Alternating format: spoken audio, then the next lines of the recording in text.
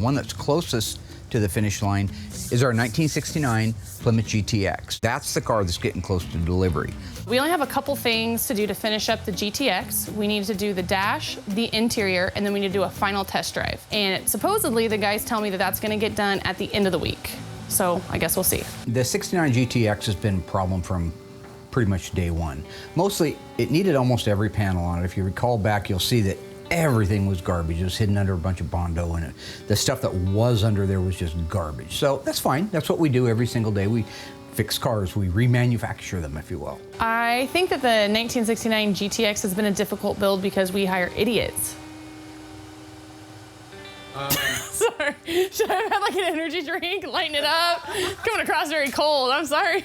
So over the years, we've had a bunch of different employees, some good, some bad, that have come through the shop. When it came to this GTX, we didn't supervise it as closely as we should have. We had a new person working out in the frame shop, and so it didn't take me long to figure out he didn't know what he was doing, but before I could, he had already welded a couple things on, so we had to take all that back off and redo it right. And a lot of little things that were off, you really can't tell until it gets over to the assembly side. So then it goes out to the body shop. And again, kind of a rookie guy out there. Well, he wasn't. He was in the business for a long time, but it turns out he was a butcher. So, we get the body and paint done, the car looks great, you get it over to assembly, and all of a sudden, the window trim doesn't fit the way it should. Fast forward 6 months when you realize how butchered it is, before Will's getting ready to paint it, and he's pointing out all these things that don't look right on it, and I'm thinking, well, we're just gonna start over. So we've had a bunch of little challenges that have come up that we've at this point had to address and kind of redirect when these cars are in the metal shop from start all the way to finish. I should have been over there in every aspect of every car that goes through here, making sure bumpers look good, window trim fits good. We don't have excuses out here. There's a mistake, we address it, we move on. So we don't dwell on it, we don't live in the past, and we don't even need to bring this up in this interview. I mean, it's already been taken care of. First thing you have to realize is once you have one or two setbacks, like maybe a door doesn't fit the quarter like it's supposed to, when he bolts everything into it, that's a great time to take that signal and just stop, think about it, think about the idiot that was working on it, or idiots in this case, and just send it back out, have it dipped, and bring it back over again. That's what we should have done, and we'd probably been done by now. So since the GTX is showing some of the similar signs that the Coronet did, I can tell that my dad's a little bit, he doesn't trust the guys like he did. So I want to definitely be there to help him stay on it and make sure that the job's getting done. It is bad timing that the Coronet came back with a couple of small issues right in the middle of dealing with the small issues on the GTX. It just shows that, we're under a microscope on every car we do. So Mark's always been great about just slow down, make sure everything's perfect, that way we don't have it. So this is just a good learning tool to just take our time, really make sure these things are perfect before we go on to the next one. Anything now, anything. Things that might have even flown before and things that you might have thought were okay before are not anymore. So yeah, the bar's super high on everything, including our bad penny turning up GTX. One of the things that makes the GTX really different is the dress up of it. The grille is really cool on these cars. It's an argent silver, real metallic-y argent silver. These are only now just available from Classic Industries OER. I'm looking forward to seeing that, kind of like the Cherry, the bumper, get the radiator, and the last little things that he has to do, and that car's gonna be really popping loud, I think. So right now, one of the last things they're putting in the GTX is the radiator. It finishes off the cooling system. The radiators, they go bad. Instead of rebuilding an original one, they'd just find one that would bolt in there, but they wouldn't have the right part number. If you look at the top of this tank, you'll see a 2949054. That's correct for your 69 B bodies with a 26-inch radiator. If we had to go out and find a used one, we'd pay big money for it, and it would need to be rebuilt, and it might never look new again. It would be right, but we did the best we could before somebody started making them. Now you can pick up the phone, call Classic Industries, and boom, voila, you've got a correct, exact duplicate of the original 26-inch radiator. They can even put the date codes on them if you want to go that far, because they are date-coded brackets on those. I've never actually sat down and counted, and I'd love to do this sometime. How many parts, count every bolt, every nut, every clip, every fastener that belongs on a car. A lot of this stuff, when a car comes apart, never makes it back on the car. So here's an example of that. People wanted the big fat tires on the front and the back of their cars. On the GTX, on the B-bodies, in those years, they had a fender stiffener bracket. It's just a little small brace that went from the bumper mounting bracket over to the outer edge of the fender, right near the wheel opening itself. It kept it from flopping in the breeze when you were driving down the road. The guys would take that off, throw it away because they want to make more room for that sweeping pattern for their tire. If you don't know exactly what goes back on the car and it wasn't on it when it came in, you could easily make that mistake. My new assembly tech, he either knows it or he just walks out back. There's 100 answering machines out back. Rarely do people miss exterior ornamentation because that's the fun stuff, and every picture that you look at online has that fun stuff. But it's those other things that it's very important to do if you're doing an OE assembly line restoration. All right, so we're getting really close on our 69 GTX. The guys are just wrapping up the back end of the interior. That means they're putting the back seat in it, which I think is done. They've got the carpet laid into it. I'm gonna give them a hand installing the dash, the AC box, which has the heater core in it and the evaporator core, steering column, front door trim panels. So at that point, I'll cut them loose to put the kick panels in, the A-pillar moldings, and wrap up the interior. When that's done, we'll be ready to move underneath the hood, finish the AC. This car was not a factory air conditioning system. Remember, this is kind of a bucket list car. Looks like you boys are just wrapping up the armrests. Yeah. Good, good, good. We are going to put some trim panels on. There's your interior door trim panel. Aren't those pretty? Yes, they sure are. Those are OER originals. Are those gorgeous or what? Got the original wood grain. They even make the emblem in the beautiful EW1 white up against this B5 blue. Gonna be awfully pretty. Very pretty. Justin, would you like one of these? Oh yeah, Okay. I'll take one. There you are, sir. Thank you. Now you will notice that big hole right here. That is not an ashtray. That little opening right there is going to take this switch wiring going through it, because this car, we made a P31 power windows, right, Dougie? Uh-huh. All right. This is an original kit. We bought all the wiring, the regulators, the switches, everything from Tony D'Agostino back at Tony's Mopar Parts. Hooked us up. That's hard stuff to find, especially the rear ones. They're really tough to come up with. I have a question for you. Yeah. 1969 GTX 440 automatic. How many did they build? Take a guess. Give me a shot. Take a shot in the dark. 969. 969. That is not bad. That is not a bad guess. 9,862. So you're only off 90%. That's not bad. That's not bad. Did you hear that? That wasn't bad. How many 1969 Plymouth GTX 440 4 speeds were built? 775. It's a good guess too. 4,004. Wow, that many? Yep, quite a few. Well, 4 speeds were pretty popular even back then, but obviously they made a lot more automatics. Yeah. This evaporator core box or heater box, whatever they call it, this is an original part that we sent back to Classic Auto Air, and they restored it and sent it back out to us. A good portion of this is an original setup off the 69 GTX. So it's all restored. It's got a new evaporator core, new heater core, all new foam, new seals, new screws, insulation, ready to go in. Am I right? And come on, Mary, let's get that thing in there. Okay.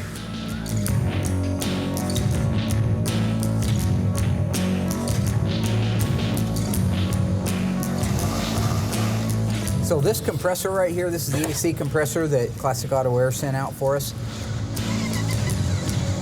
This one's set so low that you can still put the air grabber air cleaner on it, which is huge. So see, this is the base setup, the air cleaner base for an air grabber setup. Look how big it is. You go to put that thing on there where it's supposed to go. The car started life with a 444 barrel, no air grabber. The gentleman who had me build it wanted an air grabber and air conditioning. You can't get those two items from the factory. Can't do it. The reason why, the AC compressor would hit the actual air cleaner base and wouldn't be able to close the hood. We got hold of our friends over at Classic Auto Air who build this really cool low profile compressor that still runs 2 belts. Oh, we have to have 3-speed wipers. The reason you have to have 3-speed or variable speed wipers is because it lays horizontal back in this area right here. When it lays horizontal, it allows this to fit. Right now, if you look at the back, we're hitting, the wiper motor is actually hitting the air cleaner base. So that's why it's mandatory. So if you have an N96 car, you got 3-speed wipers, guaranteed. And the other thing, guaranteed, you don't have air conditioning. And in fairness to Justin, he didn't know because this is kind of a build-up car. We're adding things to it. Yeah, I've got those in stock upstairs, so just find a good date-coded one that's already done and put her on there. If you want, I'll let you go around. I'll hold this in once you get into position. Okay. Wouldn't it be nice to be young? Yeah, wouldn't be bad, would it? Nope, it'd be all right. Be all right. All right, good? Yeah. This parks right on that critter there. Look at that. Gravy. Let's get that thing rolled up in there. I want to be driving this thing tomorrow. You know what car line the GTX was built on? It's a Plymouth. What's the base model of a GTX? What did it start life as? The very first, the very lowest car on it? Belvedere. Oh, Belvedere. Yep. Then Satellite, then Sport Satellite, Roadrunner. Actually, Roadrunner's probably under Sport Satellite. Really? And then GTX. Huh. Look at that lined right up nice. Beautiful. Yeah. Oh, it's a beautiful dash. You did a good job. Yep. I forgot that this is a 3-speaker dash, so I bought a set of speakers and the wiring harness on eBay, sent it back to Mike at Instrument Specialties. They're restoring them and they're going to shoot them out here. They got this blue matte suede paint, so. It's fun cutting those holes. Oh yeah, they look pretty round though. I think they're pierced from the factory, I'll bet. Not drilled, just a big punch comes down. Great, looks good, huh? Yeah. Good Nice seeing work. that in there. I like it. Long time waiting. Oh, that's pretty. Steering column time? Yeah. These can be easy, but they're not always easy. You got to line up the sector shaft on the steering gear with the steering column. It's keyed, meaning there's a set of splines that are missing.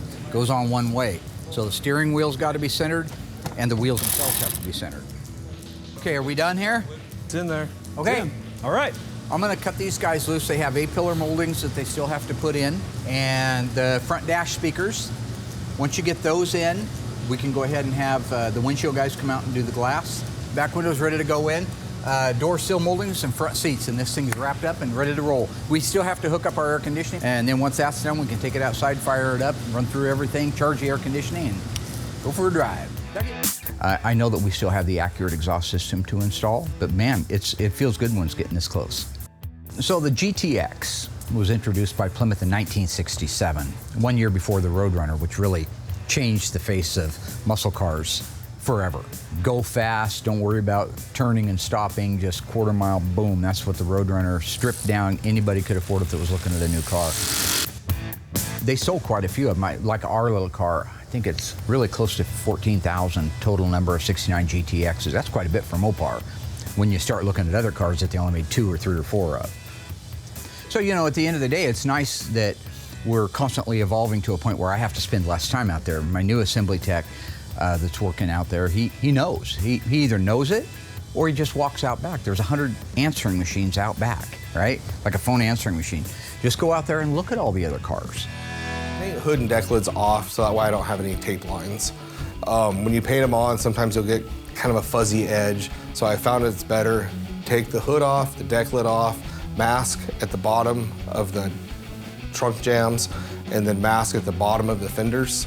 That way you can get color all the way down and it looks factory and you can't tell anybody's been there. So this particular customer wanted a GYC logo on the deck lid with Mark's signature, which makes no sense because Mark didn't do anything to the car. He just kind of paid for parts, paid us to build the car. I don't know why it wasn't mine, but whatever. So just to save time, I had a stencil made up, Graveyard Carz logo, Mark's signature, laid the stencil down over the blue. I tried 3 or 4 different colors of pearl, which one would look nice, a white, a blue, a red. This customer chose the blue, so it really gives it that ghost effect. Sprayed the pearl on it, removed the decal, then cleared the whole deck lid. A couple of extra coats of clear right there so you can not cut and buff it flat. You can't tell it's been masked off. Looks great, customer loves it. And like I said, you can just kind of catch it in the right light, but still should have been my signature. I love working with Alyssa. She helped me assemble this 440 engine. She came in with her fresh nails done, and I'll tell you what, I was so impressed. I think she did a better job than I did with these long nails on. I don't know how she did it. Look, my dad didn't tell me that I was gonna be working with Doug. So I went and got my nails done, and I got them done the way that I like them, which is a little bit long. And boy, did the keyboard commandos go off on that. Watch your fingers. Powerful. There it is. Great. I love working with Alyssa. She really pays attention. She does a great job. She's a great helper. She's very smart.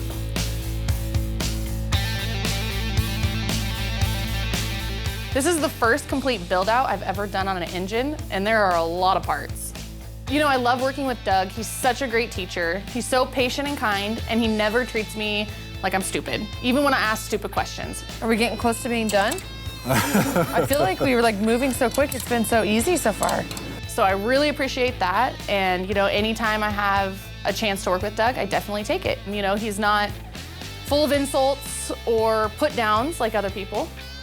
Who are you talking about, Alyssa? Nobody in particular.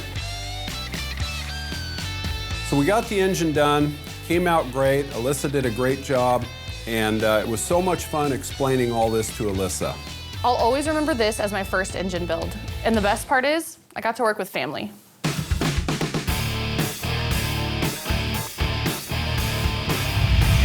When we first got our easy run engine stands, we ran all of our engines. It was great.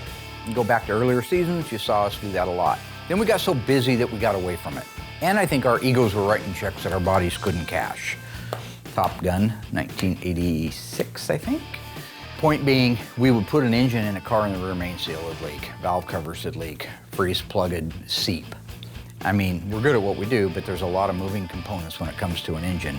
Bottom line was, we're having to pull engines back out again. So I dropped the moratorium on any of that stuff. No more does an engine go in a car that hasn't been ran on the engine run stand. So this little engine had to be ran on the engine run stand before we could install it in the car.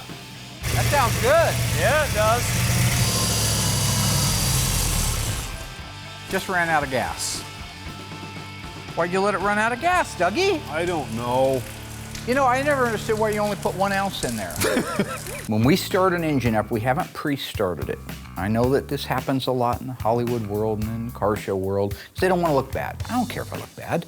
I just want you to see what we deal with. The reason I point out the painted manifolds is this. When we finish assembling an engine, when Doug is all done assembling an engine and the pieces that are supposed to be painted engine color are on it, we don't start it at that point. We send it down to Will. He takes a month and a half to paint an engine that should take the average guy a day. When that engine comes back from Will, it's painted from one end to the other, including the exhaust manifolds. That's the way the factory did it. You may not like it on Keyboard Commando, but that's the way they did it. We put it on the engine run stand, and after about 5 minutes, those manifolds start getting up to 400 and 500 degrees. It bakes that paint off of there. So when I'm pointing it out that we're not faking that, we're showing you the paint is burning off for the very first time. That's because the engine is running for the very first time. So if there's a failure, we share it with you. We don't cut. Hey, that's leaking. Hey, this. We've had engines rattle when we fired them up. We've had them drip a little bit, valve cover leaks. We've even had 1 or 2 in the past that we filmed that had rear main seals leaking in them. But the point is, show everything. Let the audience see what you have to go through to be able to put one of these cars together.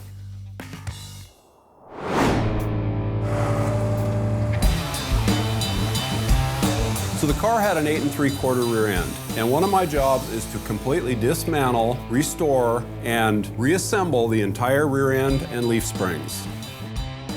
Part of the process is to water blast the components, clean them, and then satin clear, and then Will paints the housing, and then I just reassemble everything according to the way it came apart. Okay, so all I have to do is put the third member back in with a new fresh gasket and sealer, and that'll be ready to go. Great, just like that. I replaced the axle tags with new ones from Dante's Mopar. Now I'm going to install the backing plates, and this car is optioned with front discs, so I'm going to put 10-inch rear drums on this car. After I have the backing plates installed, I'm going to go ahead and put the axles in with new bearings on them. So the axle flanges hold the axles and the new bearings and the backing plates all in place in the 8 3/4 housing. Next, I install the parking brake cables through the backing plates to the brake shoes. So now that I have the axles and backing plates on, I can put the wheel cylinders on. So then I installed a secondary brake shoe on the back, and this is where I attached the parking brake cable.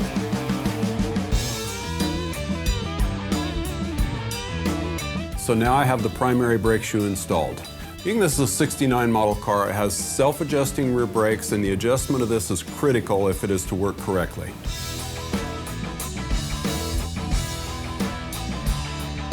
The last thing I'm going to put on here are the new rear brake drums. Put the leaf springs on, secure them with 2 U-bolts on each side and 4 U-bolt nuts on each side also. The front leaf spring hangers go on next, and on the rear we put on the shackles.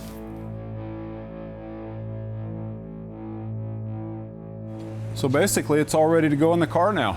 If we don't put the rear axle assembly in first, it'll be very nose heavy if we were to do the drivetrain. So we always install that axle. I'm gonna guess it's around 400 or 500 pounds, but it's enough to keep the back end of that car settled down. Leaf springs, leaf spring purchase, shackles, put the shocks together on it. Next thing you know, that area is done and we can move to the front. Ready? Ready. Ooh, golly, they don't get any lighter, do they? Nope, never. Once you have all the provisions in place, it is just a matter of making sure the alignment is good. It's very tight, and this is where things can happen. You can scratch an inner fender with a valve cover or exhaust manifold, or if they happen to leave the dipstick indicator in place, those get bent. The name of the game is to line everything up and go slow. Once you have the K-member seated up against the frame rail, you can install the bolts. In this case, it went together really smooth. Same thing for the transmission cross member, lined right up where it's supposed to. Put the 4 bolts and the nuts that hold the transmission cross member in, and that's done. One of the next things we do is install the torsion bars. So for the record, it's a 780 and a 781 are the last 3 characters of the torsion bars for this particular car because it's got Hemi suspension, but that doesn't matter. Once that is done, we can raise the lower control arm up to meet the upper control arm, and then that ball joint's what fastens those together. Make that connection, put the bolt in there, tighten it down, and we got it. When all those things are bolted together, the last thing is the shocks. You have to have the car down on the ground to be able to put them on, but you guide them up in the hole at the same time. I love the stance on this car. It's absolutely gorgeous. It's so second day. The owner really wanted that. He grew up in the same era. Well, he's older than I am. But we did grow up in the era where every single car on the road had Kragers on it. He wanted Kragers. I wasn't born back in the day, as what we call it here. I was born after the fact. So all the cool things that my dad talks about, I wasn't there for, and I generally don't even know what he's talking about. But one thing that I do know, and I have seen with my own eyes, is the beautiful Krager wheels and BF Goodrich tires. If I had a car back in the day, that would be my choice.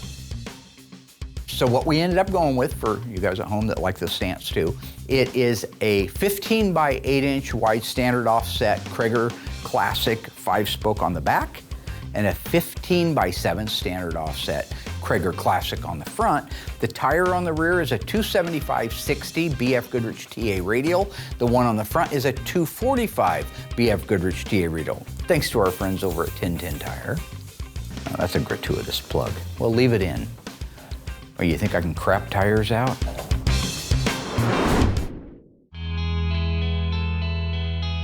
I had the task of final assembly. This car was really fun to put together. Every little thing that you add to this car really makes it start to pop.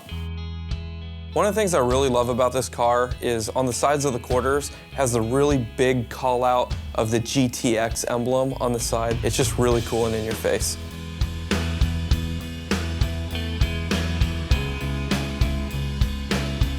Being a GTX, this car has a lot of chrome trim and accents on it, but one of the best parts about it is the beauty plate that goes on the back of the trunk. Just the beauty plate in the back and the chrome taillight bezels really just sets the back end of this car off.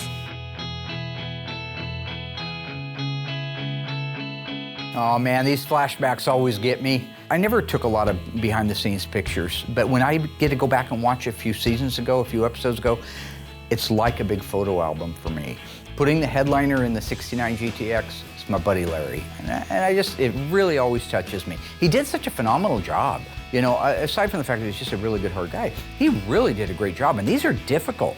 If you've ever done a headliner, they are difficult. There is so much pulling and stretching to get them tight everywhere.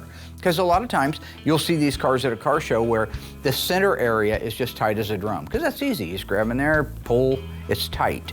But then the reverse curves, where it goes down on the inside sail panels or up around where the visors mount, that'll have wrinkles in it. Larry's never did. They were always spot on perfect.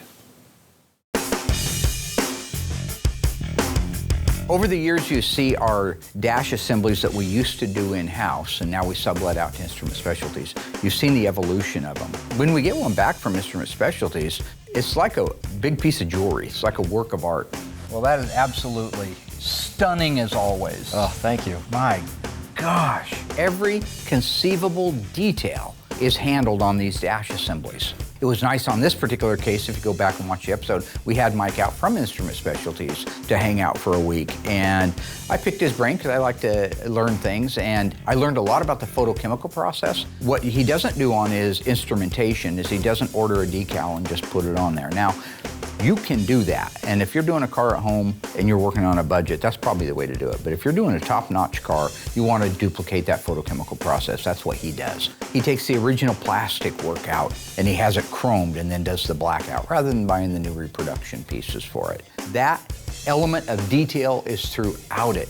Whether it's hand scribbling an initial on the back of a Hamtramck 69 Plymouth glove box, or whether it's detailing the lettering, the raised lettering for wipers and light indicators, everything is done on these dashes to perfection. So it isn't the cheapest in the world, but it is, I believe, in my heart of hearts, it's the best in the world.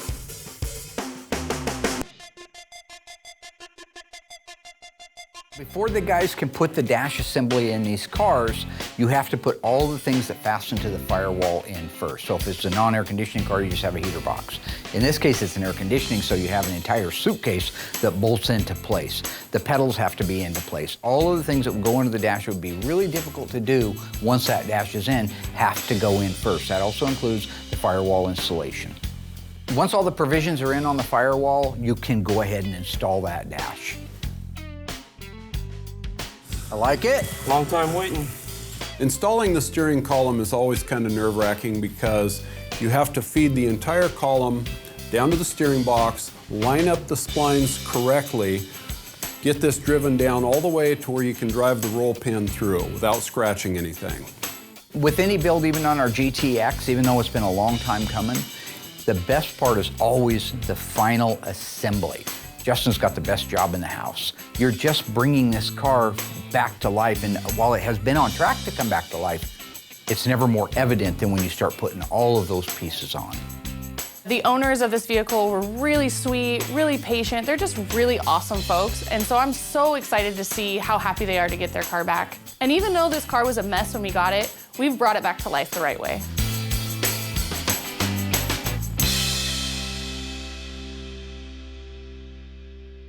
This was a fun unveiling for us because it was the first time in a long time that we actually delivered the car to the customer. I used to do that quite a bit up in, gentleman in Canada I used to do cars for, and we would deliver the car up to him, usually meet him at the border or something.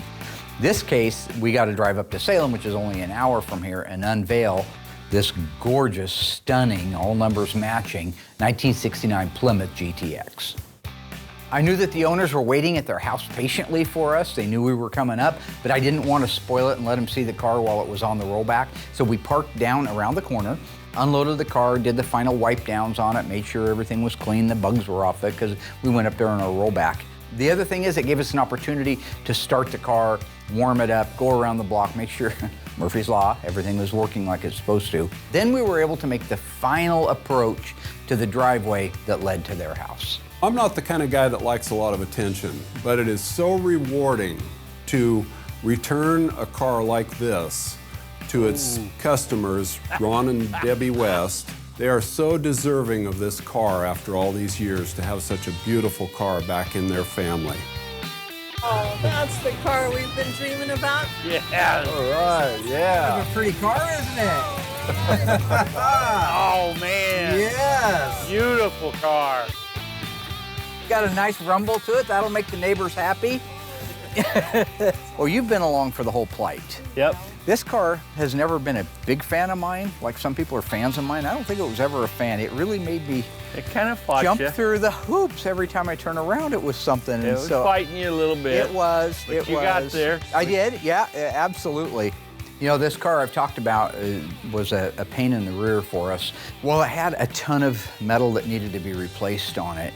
It also had a lot of Murphy's Law that we talk about, things that you put the quarter on it, you put the new inner structure on it, you put it all together, you bring the car over, you put the window assembly in it, and for some reason the quarter's out just a little bit or in just a little bit. Next thing you know, you're redoing that section. All that stuff is pre-fit now, we don't have those problems, but this goes back 3 or 4 years ago, and that's just a valuable lesson. I want to take a personal moment and thank Ron and Debbie for their incredible patience and kindness throughout our way long build. and never got upset with us, never treated us badly. And I knew he was really dying to get the car. So first, thank you guys. Like you said, this is a gentleman's muscle car. That's muscle right, car. right. It's not the one that you're gonna go drag racing in. Nope. But it's gonna go nicely down the road and sound good. But that 440 runs hard, and if some punk weaselly little kid pulls up in a 5-liter Mustang, you don't hesitate to show him what's under the hood. I promise you won't have any trouble at all. There you go. When I was able to present the car to them, they're not the kind of people that are going to do cartwheels up and down the driveway. Neither am I anymore, but they are the kind of people that you can read like a book, and they just love this car. Absolutely. You could see it in their eyes lit up, and Ron was like a kid. He couldn't wait to get out to it and start checking it out. So with the nice weather, what's the plan? Maybe a little later, take it out? Oh yeah. Little break-in run, see what's going on. Around. Yep. Go show some people. And right after we left, I did get a phone call that he had taken it out and drove it and just had a blast in it. Absolutely loved it. Went to the gas station. We ran systems check on it. All the lights are working. Okay. The only caveat I tell people is this: it's an old car. Even though a lot of stuff's brand new, it's still old. So if a blinker quits working, you call me up. I'm either going to walk you through how to replace the bulb, or you can always drive up the road and say hi to us, and we'll fix things for you. It's about the relationship after everything, and knowing that everything's going great, right? This is how they always end. But the heater core puked all over the floor. So we had to go up and pick up the car, it wasn't actually the heater core, it was the heater control valve itself leaked. It was an original one. We had rebuilt it and put new seals in it, but for whatever reason, it decided to puke on the carpet. So we ended up replacing the carpet. Did it the next day, by the way. He wasn't out of his car for very long, but I tell you the truth, those are the true things that happen. But the car is back in his possession, and all I ever hear from him is how much fun he's having. That makes our job worth doing all day long. Well, that and that.